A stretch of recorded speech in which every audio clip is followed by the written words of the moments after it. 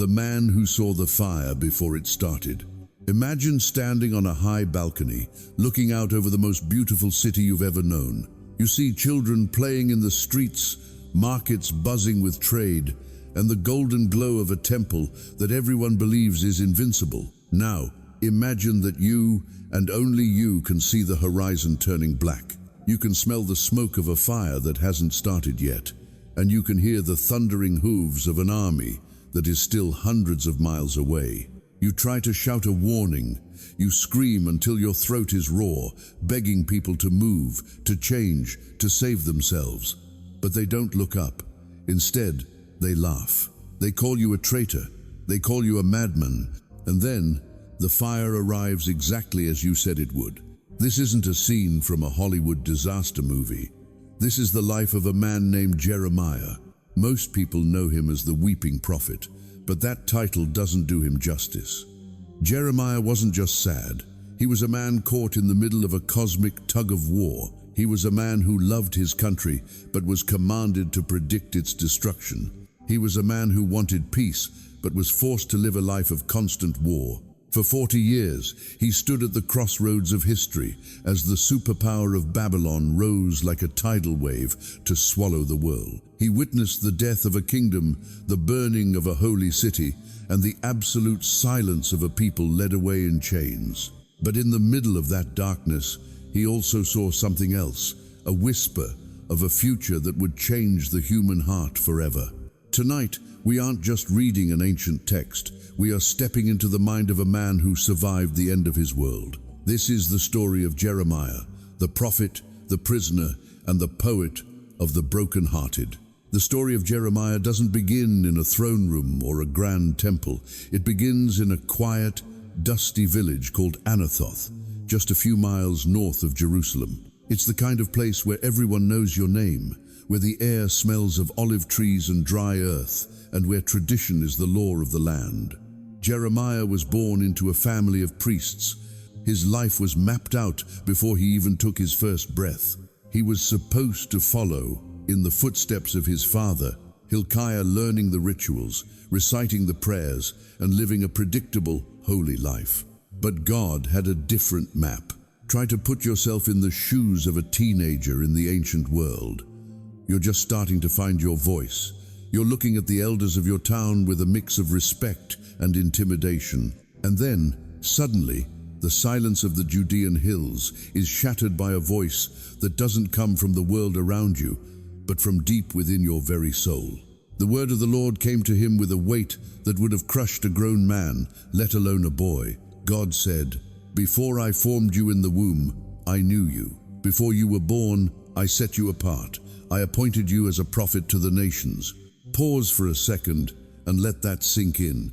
This wasn't a job offer. This wasn't a career path Jeremiah could choose or reject. This was an ontological reality. Before he was a cell, before he was a heartbeat, he was a mission. He was a design. And how did this young man respond? He didn't celebrate. He didn't feel honored. He felt terrified.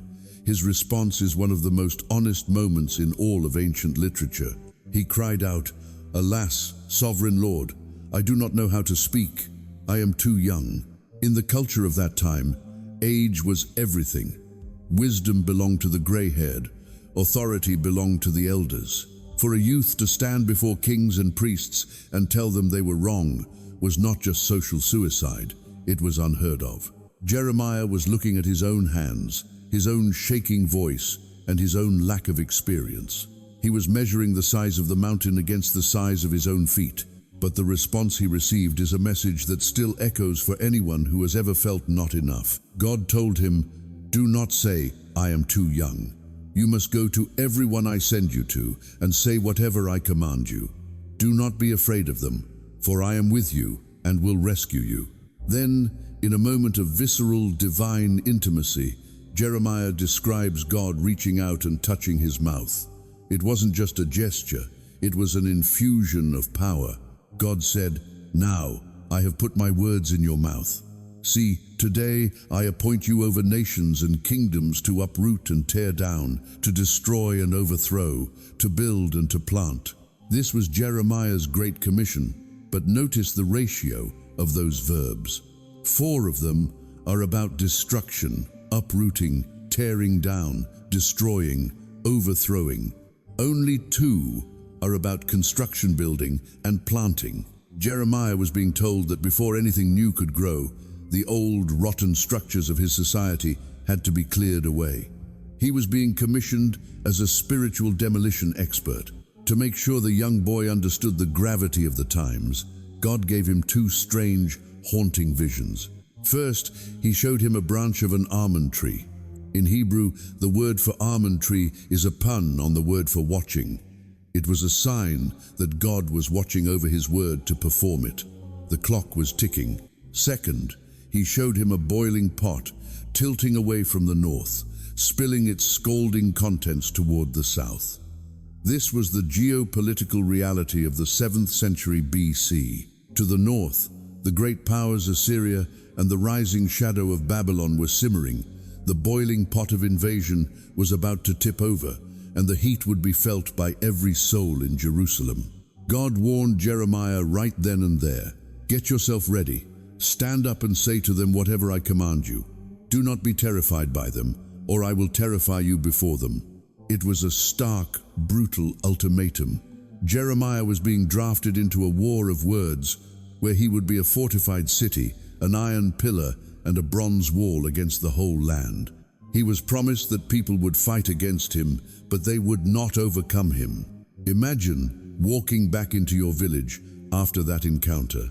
You look at your friends, your family, the quiet life you thought you were going to have, and you realize it's all gone. You are now a marked man. You are the bearer of a message that no one wants to hear. The boy from Anathoth was gone. The prophet to the nations had arrived. As Jeremiah's ministry moves into its second phase, the tone shifts from the fear of a young boy to the righteous, broken-hearted anger of a jilted lover. To understand the message Jeremiah was forced to deliver to the people of Jerusalem, you have to understand the metaphor he used. He didn't just talk about sin in a dry, legalistic sense. He talked about betrayal. He spoke of a marriage that had been utterly destroyed by infidelity. Imagine a man who has given everything to his wife. He rescued her when she was homeless. He built her a palace. He gave her his name and his heart. And then he watches as she walks out the front door to sell herself to the lowest, most hollow men on the street, not because she has to, but because she wants to. That is the raw emotional imagery Jeremiah uses to describe the relationship between God and his people. He stands in the crowded temple courts and cries out, "I remember the devotion of your youth, how as a bride you loved me and followed me through the wilderness." He's reminding them of the honeymoon phase, the Exodus, the miracles, the simple faith of their ancestors.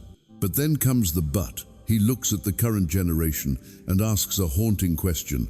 What fault did your ancestors find in me that they strayed so far from me? Jeremiah uses a brilliant, cinematic image to describe their folly. He says they have committed 2 evils. They have forsaken me, the spring of living water, and have dug their own cisterns, broken cisterns that cannot hold water. Think about that. In the ancient Near East, water was life. A spring of living water is a constant, bubbling, fresh supply. A cistern is just a hole in the ground to catch rain. To leave a fresh spring to go dig a hole in the dirt is madness. But to dig a hole that is cracked, a hole that leaks and leaves you thirsty in the middle of the desert, that is a special kind of tragedy. Jeremiah is telling the American soul, and every soul, that when we chase power, money, or statues of wood and stone, we are drinking dirt from a broken cup while the fountain is right behind us. The atmosphere in Jerusalem at this time was one of extreme cognitive dissonance.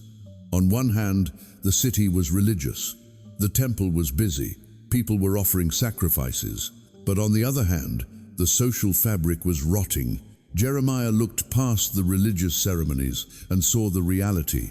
The poor were being oppressed, the widows were being cheated, and the leaders were lining their pockets.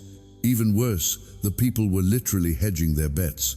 They would pray to the God of Israel in the morning, and by the afternoon, they were in the high groves offering incense to Baal, the Canaanite god of fertility.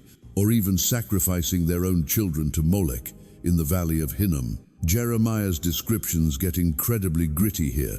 He compares the nation to a wild donkey in heat, sniffing the wind, uncontrollable in her lust for new gods.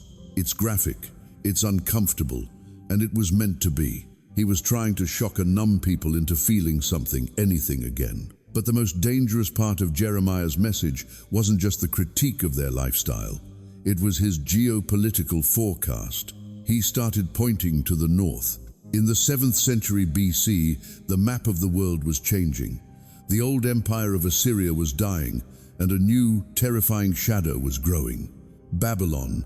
Under King Nebuchadnezzar, Babylon was an unstoppable machine of war. While the politicians in Jerusalem were making secret deals with Egypt, hoping for a bailout, Jeremiah was standing on the street corners saying, "It's over. The lion has come out of his lair. The destroyer of nations has set out." This is where the conflict hits a fever pitch. Jeremiah wasn't the only prophet in town. Jerusalem was full of professional prophets, men who were on the royal payroll. And these men were telling the king and the people exactly what they wanted to hear. They were saying, "Peace, peace, everything is going to be fine. God would never let his temple be destroyed. We are the chosen ones. Babylon will never breach these walls." Can you imagine the tension? On one side, you have the experts, the popular voices, the patriotic preachers saying God is on our side, prosperity is coming. On the other side, you have this lone, tearful man from Anathoth saying, "You are living a lie. The disaster is already at the door. If you don't surrender your hearts, and eventually, your city, you will be crushed." The people hated him for it. They didn't see him as a man of God. They saw him as a defeatist. They saw him as a terrorist to the national morale. They accused him of being a traitor who was working for the Babylonians. In one of the most chilling passages, Jeremiah is told by God to go to the valley of Ben Hinnom with a clay jar. He gathers the elders and the priests, and he speaks of the coming judgment. Then, in a moment of dramatic silence, he smashes the jar on the rocks. He says, "This is what the Lord says. I will smash this nation and this city just as this potter's jar is smashed and cannot be repaired." For 25 years, Jeremiah delivered this message of the coming storm. 25 years of being ignored, mocked, and threatened. He saw the heart of the nation harden like cold iron. He realized that they weren't just making a mistake, they had lost the ability to even feel guilt. He famously asked, "Are they ashamed of their detestable conduct?" No, they have no shame at all.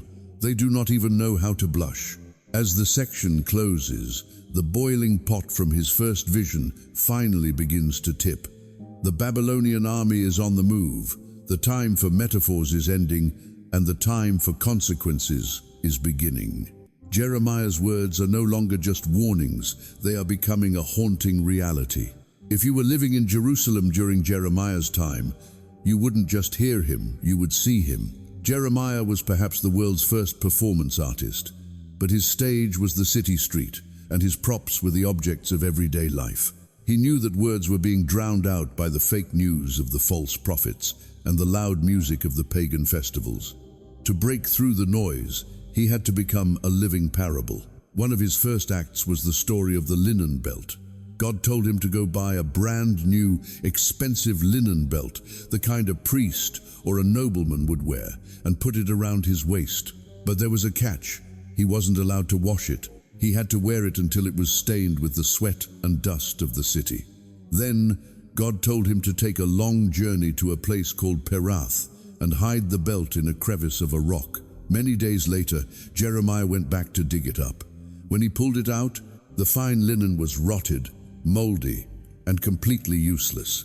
He held that ruined piece of cloth up before the people and said, "This is you. You were meant to be bound to God, like a belt is bound to a man's waist to bring him glory and praise.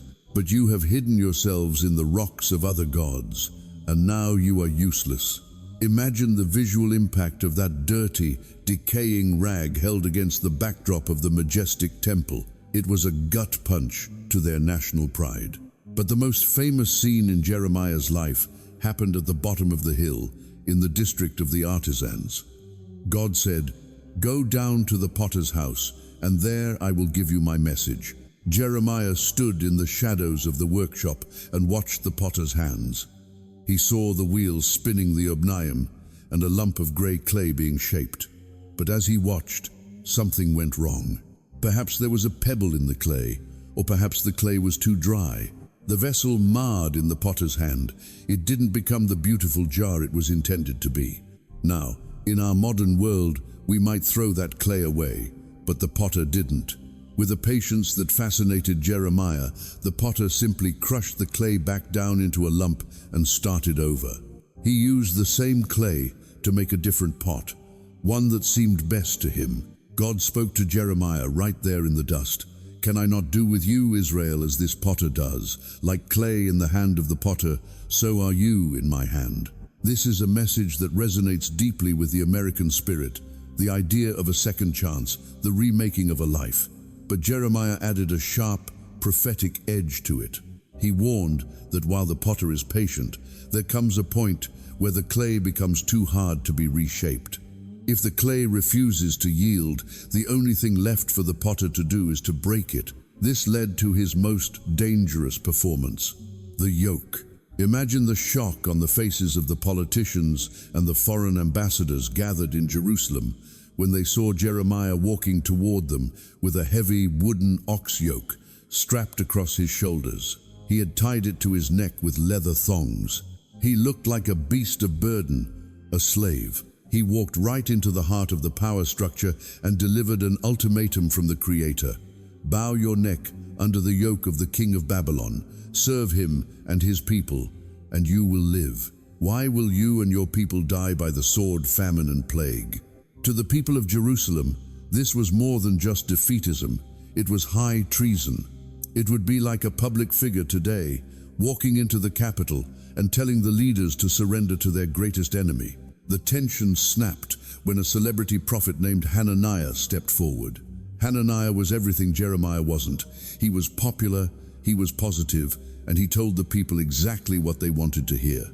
Hananiah grabbed the wooden yoke off Jeremiah's neck and smashed it on the ground. He shouted to the cheering crowd, "This is what the Lord says. In the same way will I break the yoke of Nebuchadnezzar, king of Babylon, off the neck of all the nations within 2 years." The crowd went wild. Jeremiah for a moment said nothing. He simply walked away. But a few days later, the word of the Lord came back to him with a terrifying update. He went back to Hananiah and said, "You broke a yoke of wood, but in its place you have made a yoke of iron." He explained that by lying to the people and giving them false hope, Hananiah had made their eventual captivity even more brutal. Wood can be broken, iron cannot. Resistance was no longer an option. It was a death sentence. Within 7 months, Hananiah was dead, exactly as Jeremiah predicted. These parables show us a man who used his entire body, his reputation, and his freedom to try and wake up a sleeping nation. He didn't care about looking cool or dignified. He was willing to look like a fool with a rotten belt, a madman at a pottery wheel, and a slave in a wooden yoke, all because he loved the people enough to tell them the truth they were willing to kill him for. Behind the bold parables and the public spectacles, there was a man who was quietly falling apart. This is the part of the story that makes Jeremiah so relatable to the modern soul. We often think of prophets as stoic, fearless icons carved out of stone. But Jeremiah was made of flesh and blood, and by this point in his life, he was bleeding. If you read the book of Jeremiah closely, you'll find what scholars call his confessions. These aren't confessions of sin, but confessions of agony. He didn't just preach the word of God. He felt the weight of it like a physical illness. He once cried out in a moment of deep depression, "Cursed be the day I was born. Why did I ever come out of the womb to see trouble and sorrow and to end my days in shame?" Jeremiah was the ultimate whistleblower, and he paid the ultimate price. He was barred from the temple. He was forbidden from marrying or having children because God wanted his life to reflect the lonely future of the nation. He had no family to go home to, no friends to lean on, and a message that made him the most hated man in Jerusalem. The persecution eventually turned physical.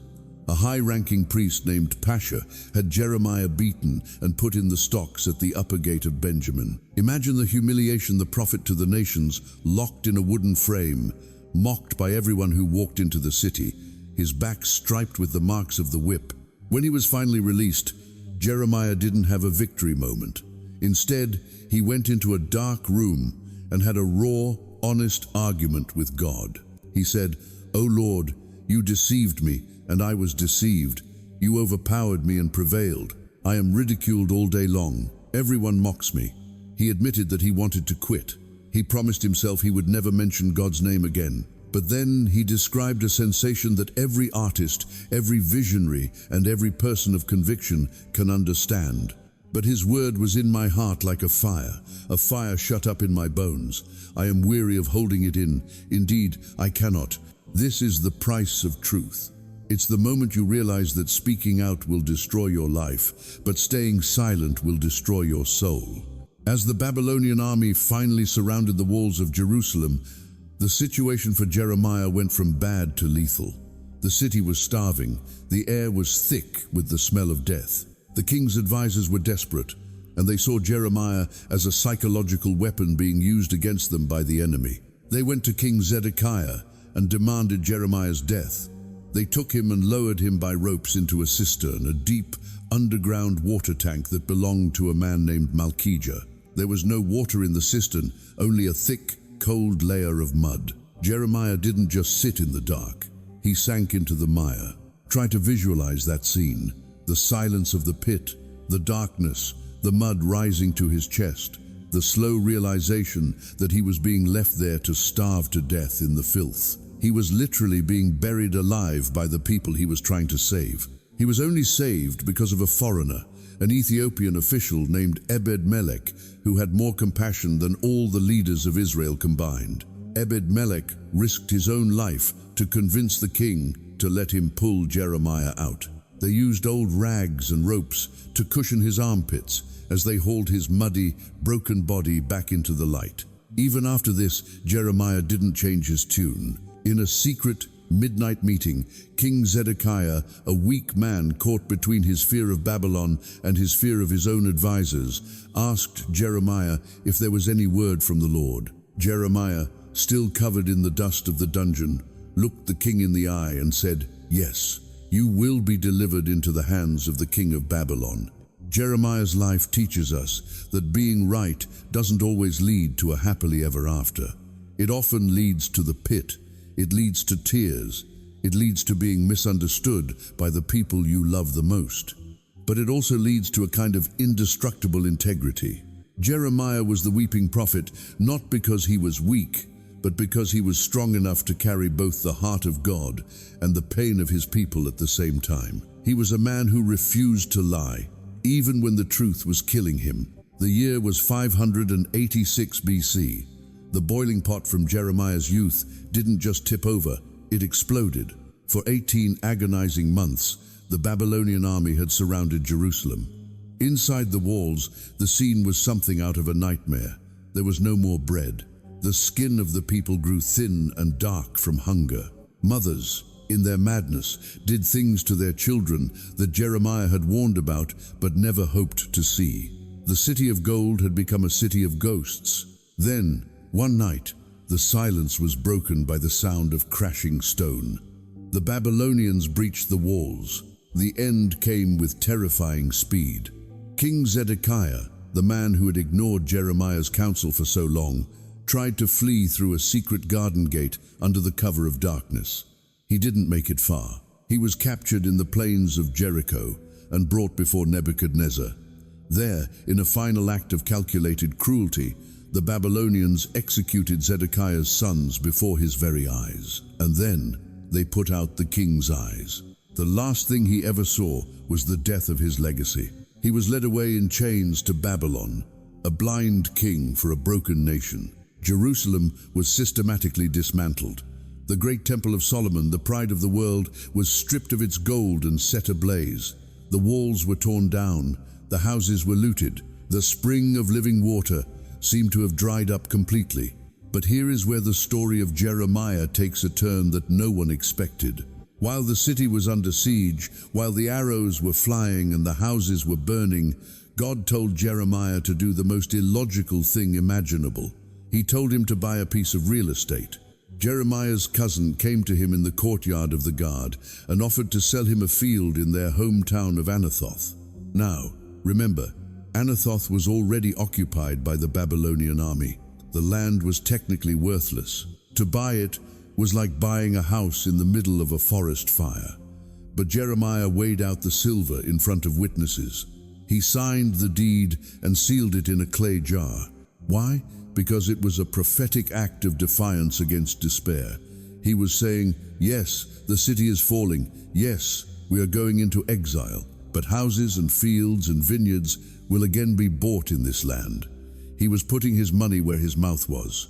He was betting on a future that only God could see. In the middle of the smoking ruins, Jeremiah delivered the words that would eventually become the foundation of an entire world religion. He spoke of a new covenant. For centuries, the people had lived under the old covenant, the law written on tablets of stone. It was a list of "thou shalt nots" that they had failed to keep over and over again. But Jeremiah stood in the ash and the rubble and said, "The days are coming when I will make a new covenant with the people. It will not be like the covenant I made with their ancestors." He described a day when God would no longer be a distant judge with a list of rules. "I will put my law in their minds and write it on their hearts. I will be their God, and they will be my people." This was a spiritual revolution. Jeremiah was predicting a time when faith wouldn't be about rituals or temples or geographic borders. It would be an internal reality. It would be a relationship defined by forgiveness, where they will all know me, from the least of them to the greatest. Jeremiah himself didn't get to go to Babylon with the exiles to start a new life. In a final, tragic irony, he was kidnapped by a group of rebellious Judeans who refused to stay in the land. They dragged the old prophet down to Egypt, the very place God had rescued them from centuries before. Tradition tells us that Jeremiah died in Egypt, still preaching, still weeping, and still hoping. He never saw the temple rebuilt. He never saw the people return. But he died, knowing that his words were seeds planted in the soil of history, seeds that would one day bloom into a hope that no empire could ever crush. The man who saw the fire before it started was also the man who saw the garden that would grow from the ashes. When we look back at the life of Jeremiah, it's easy to get lost in the tragedy, the burning buildings, the chains, and the lonely pit. But if we pull back the lens, we see a story that is profoundly relevant to our lives today, especially in a world that often feels just as loud and chaotic as ancient Jerusalem. The genius of Jeremiah lies in his radical honesty. He is the patron saint of the burnt out and the misunderstood. In a culture like ours that often demands a filtered version of happiness, Jeremiah reminds us that it is okay to weep for what is broken. His strength wasn't found in his ability to stay positive. It was found in his refusal to look away from the truth. But more than that, Jeremiah challenges us to look at our own broken cisterns. We all have things we run to when we're thirsty: success, social media validation, comfort only to find that they leak and leave us empty. Jeremiah's message is a call to return to the spring of living water, to find a foundation that isn't dependent on the rising and falling of empires or the opinions of the crowd. The new covenant he promised is perhaps the greatest gift of his ministry. It tells us that transformation doesn't come from a set of rules imposed from the outside. It comes from an internal shift, a heart that is soft enough for God to write upon. It's a message of ultimate hope, that even when our world falls apart, something new and beautiful can be built from the ruins. Jeremiah was a man who lost everything but never lost his calling. And in the end, his tears became the ink that wrote a future for all of us. Thank you so much for journeying through the dust and the fire of Jeremiah's life with me today. Storytelling is how we keep these ancient truths alive. And I am truly grateful that you chose to spend your time listening to this incredible saga of faith and resilience. If this story moved you, or if you found a piece of your own journey in Jeremiah's struggle, please let me know in the comments below. I'd love to hear your thoughts. Which part of Jeremiah's life resonated with you the most? Was it the courage to speak up, or the hope he found in the midst of the ashes? If you want to see more immersive stories from the Bible like this one, make sure to hit that subscribe button and turn on the notification bell. It really helps the channel grow and allows us to keep producing high-quality content for you. Don't forget to like and share this video with someone who might need a little bit of Jeremiah's indestructible hope today. Stay tuned for our next episode, where we will continue to dive deep into the lives of the men and women who shaped history through their faith. Until then, keep seeking the truth, and remember, even in the mud of the cistern, the light is still there. See you in the next story.